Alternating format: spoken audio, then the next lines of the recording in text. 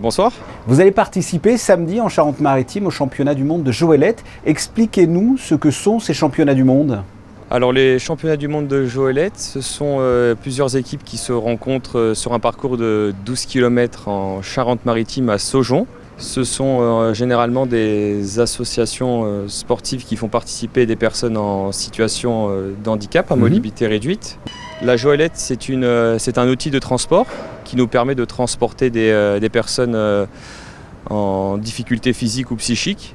Cela va nous permettre de participer à des courses sur route ou en trail. Et donc il y a une organisation qui a décidé de créer un championnat du monde.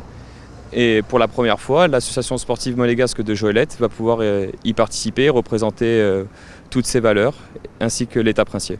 Alors parlez-moi justement de l'association sportive monégasque de Joëlette, qui sont ses membres. Parlez-moi aussi de son pilote qui sera sur le fauteuil. L'association sportive monégasque de Joëlette est récente, elle a été créée en juin 2021. On a de suite été aidé par de grosses institutions sur Monaco, notamment la Fondation Princesse Charlène, l'association Children and Future et ainsi que la Société des Bains de Mer avec son président M. Stéphane Valéry, qu'on remercie énormément pour son accueil. On a de suite travaillé avec des associations qui mettaient en relation des personnes en situation de handicap, l'association des handicapés moteurs de Monaco-Ville, qui nous a mis en relation avec donc du coup ces pilotes. Les pilotes, ce sont des personnes qui sont assises au sein de la Joëlette.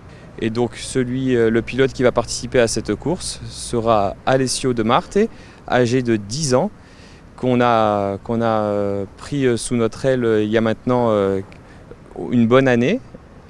Et on a vu au cours de plusieurs participations au sein de courses une grande amélioration avec la Joëlette. Oui, quelle sensation ça procure justement à ce jeune ?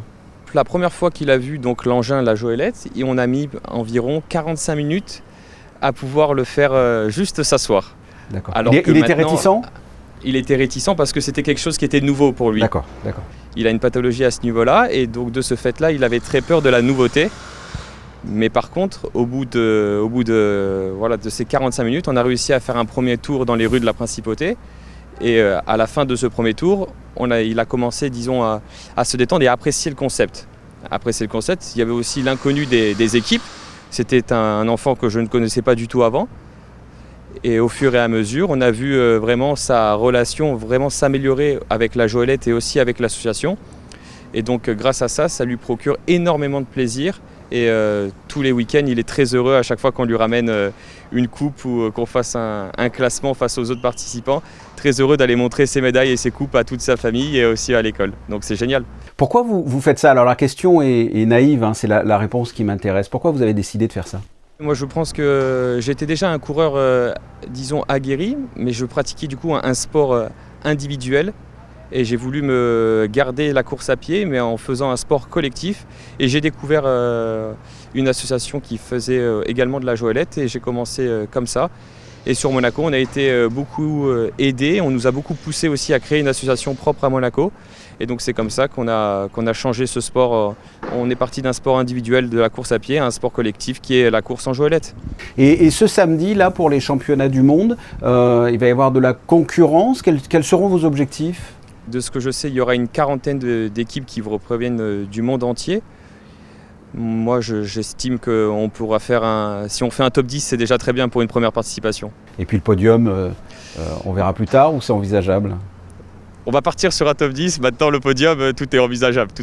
Ce sont des coureurs aguerris qui pratiquent ce sport depuis vraiment le début de l'association. Donc ça fait vraiment 2 ans qu'on est tous ensemble et qu'on s'entraîne régulièrement. Et je pense qu'effectivement, indirectement, c'est possible. Oui, vous allez tout faire pour. François Poirier, bravo pour cette initiative et pour cette association sportive monégasque de Joëlette qui, je le rappelle, participera au championnat du monde en Charente-Maritime ce samedi. Merci beaucoup. Merci beaucoup de m'avoir invité. À bientôt. À bientôt.